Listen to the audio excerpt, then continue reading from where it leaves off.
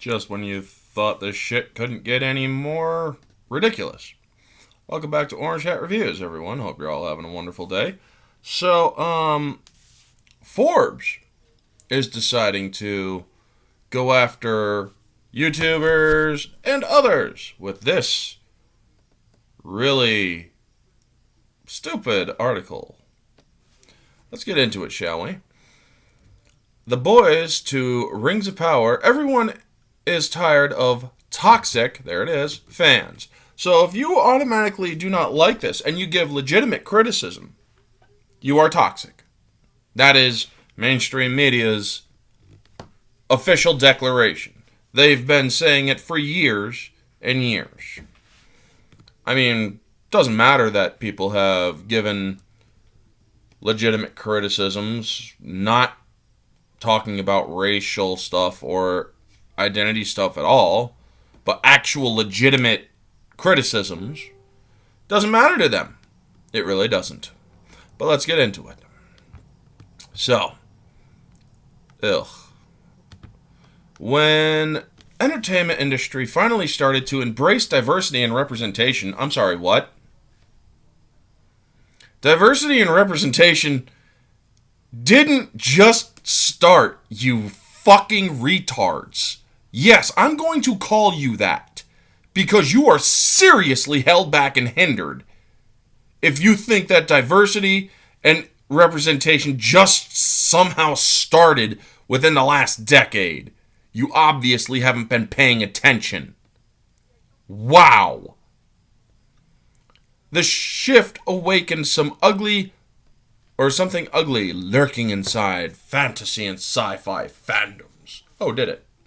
What is that exactly? The ugliness was on display following Disney's Star Wars: The Force Awakens, but the 2016 all-female attempt at Ghostbusters sticks out as a flashpoint in which the surge of rabid misogyny and racism, there we go with those two words again, was difficult to separate from legitimate criticism. I'm sorry, you constantly keep using these words, and yet I have not seen a well-written article from any of these news organizations where they bring the receipts, where they bring the proof. You want to know what really has a problem? Mainstream media. They keep on trying to change the definitions of words, folks. But let's continue. Landing a role in Star Wars should be a high point for any young actor, but Daisy Ridley and Kelly Marie Tran were both bullied off of social media after being targeted by hateful fans. Again, provide proof. Provide the proof that this happened. We won't hold our breath, but I guarantee you won't find any. Anyway, John Boyega, who was subjected to racist abuse, was refreshingly candid about his own experience, publicly criticizing Disney for contributing to the problem by pushing non-white actors to the side.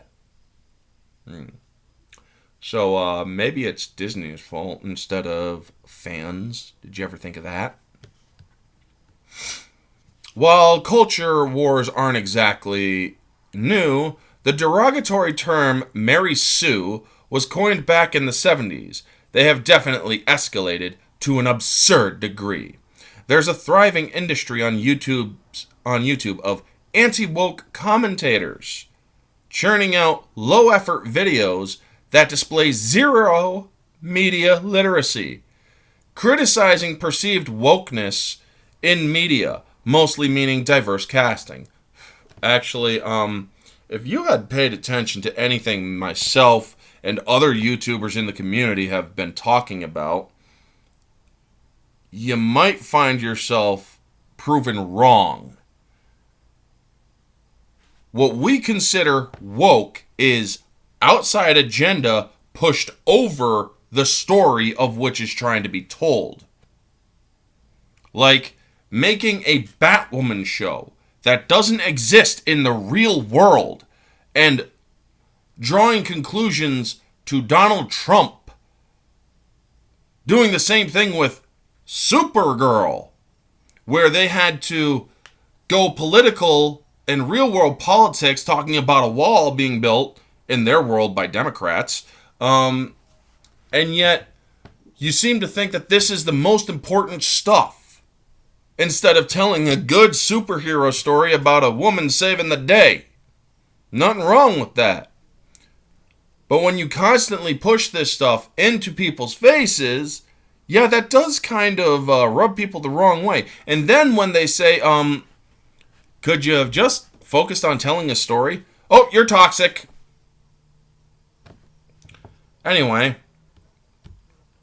for example, the most recent Predator movie, Prey, was torn apart by these commentators before it was even released, simply because the heroic protagonist, Amber Midthunder, was female, and the story revolved around a tribe of Native Americans. I will fully admit that I had trouble believing that a 100-pound soaking wet woman could take down a predator. However, the movie changed my mind. And I admit it as such. So yeah. Such commentators appeared genuinely disappointed when the film was well received by fans. Being obsessively anti-woke is a sad, bitter existence, it seems. Oh, really? I'm against wokeness, folks. What this idiot thinks is wokeness is not wokeness. But the toxic tidal wave finally seems to be receding as showrunners, writers, and actors appear far more comfortable speaking out against bigotry. Well, sure, if you don't like what anybody is or what people are saying, just label it bigot or bigotry. Telling the toxic fringe of their fan base that they are no longer welcome. Yeah, especially if they have like legitimate criticisms, like how Rings of Power doesn't follow the Silmarillion. It follows its own path because they didn't have the rights to Silmarillion, and they completely destroyed the characters that Tolkien spent his life creating. But we're called bigots because of that. Much of the hype around Amazon's Rings of Power has been overshadowed by bigoted Tolkien fans, angry at the diverse casting, prompting the actors of the show to speak out, even joined by the actors of Peter Jackson's Lord of the Rings trilogies, who also spoke out against racist commentary. Again, you claim that there's racist commentary. However, you're not bringing up any proof of the matter. You are not showing in your article any proof whatsoever that this stuff happened. So, forgive me if I don't believe you. In response to the misogynistic hate campaign against actor Erin Moriarty, The Boys showrunner Eric Kripke didn't mince words, telling bigoted fans to fuck off to the sun and stop watching the show. Alright, I have no idea who Erin Moriarty is. I mean, The Boys, I stopped watching after the second season because it just started it stopped being interesting to me. So I can't really comment on that. Extraordinarily, the toxic fringe of The Boys fandom doesn't seem to understand that the show is mocking far-right culture warriors, despite the satire having the subtlety of a sledgehammer. Again, media literacy is not their strength. That is wokeness, folks. That is where they're saying it's mocking far-right culture warriors, meaning it is pushing agenda over the story. You wonder why you piss people off? It's because of that kind of thing, where you have to basically insult people in real life in order to tell your story. Because you don't like how they think or how they believe and whatnot. The same thing happened with the Disney Plus series Obi-Wan Kenobi, as actor Moses Ingram posted examples on Instagram of the racist abuse she'd been subjected to on social media. As a show of support, Ewan McGregor released a video condemning the racist backlash, calling out the toxic fringe of the fan base. I saw some of the racist things. Some of it could actually be considered racist, but some of it made no comment about her race at all. So yeah. The cycle repeated itself with the Netflix The Sandman with racist and sexist backlash. To the casting choices. This one was especially baffling, as anyone familiar with the source material understands that several of the supernatural entities don't actually have a fixed race or gender and can shift identity at will. Neil Gaiman, author of the original comic, didn't have the patience for the bad faith criticism and expressed his frustration on Twitter. Frankly, just about anyone who is involved in media production or enjoys engaging with media criticism seems sick and tired of battling trolls, bigots, and bad faith critics. After all, there are plenty of legitimate criticisms to make about these shows that don't involve the word woke. You're right. But even when we do use those legitimate criticisms, guess what? We're called toxic. We're called bigoted, racist, sexist, misogynist, and all of that. So it doesn't matter what you say, folks. They're going to do their best to silence you. They're going to do their best to take away your right to offer criticism. Me, I don't care at all what these idiots in the media say. It's not going to stop me from giving my opinion on entertainment. The stuff that I pay for and many other millions of people pay for, which has, well, rather dropped in quality. Because everybody in Hollywood who seems to love to throw the word racism around seems to focus more on identity politics, on skin color, than anything else. And I seem to remember a very wise person saying, judge not by the color of your skin, but by the content of your character. If it wasn't for all these shallow pieces of shit in Hollywood who focus on skin color, sexual identity, and all this other stuff, and decide to push that as the main point of entertainment, which nobody cares about, well, you'll forgive us for not watching your shows or your content, because we don't care about that. We simply want to be entertained. We want to escape the rigors of real life. Go to the theaters and not be preached at, saying you are an asshole because you're white, or you are an asshole because you are straight.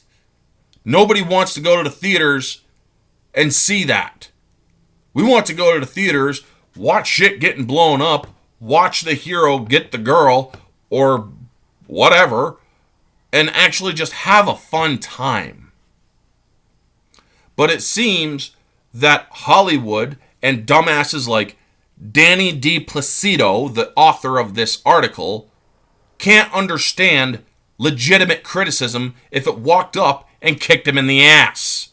I am so sick of these people labeling us something that we aren't, simply because we have a different opinion on how things are being done. And we actually tend to bring the receipts. We have articles written daily by people from Bounding in the Comics and others and other media outlets where they are actually bringing the receipts saying, this is our focus, and if you don't like it, well, too bad for you. You think that defending this stuff is going to get you any points in the long run?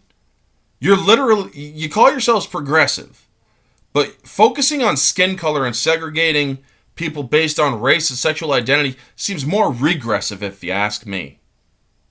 It seems that you guys seem to miss the point of certain things that happened in history. Well, history that actually happened, not the history that you are trying to change. But anyway, folks, that is going to be the video. You all know the drill. Like, comment, subscribe, share, all that jazz. Let me know your thoughts down in the comment section below. What do you think of them striking back out against the evil YouTubers, the toxic fans? Maybe there are some people out there who are toxic. Who knows? I have seen my fair share. But I have also seen many of others who are not toxic, who are not racist, or any of those stupid tropes that people like Danny DiPlacido consider to be these things. Anyway, folks, this has been Orange Hat Reviews. Excuse me. Have a wonderful day, and always remember, stay humble, because we all know that Hollywood isn't. Take it easy.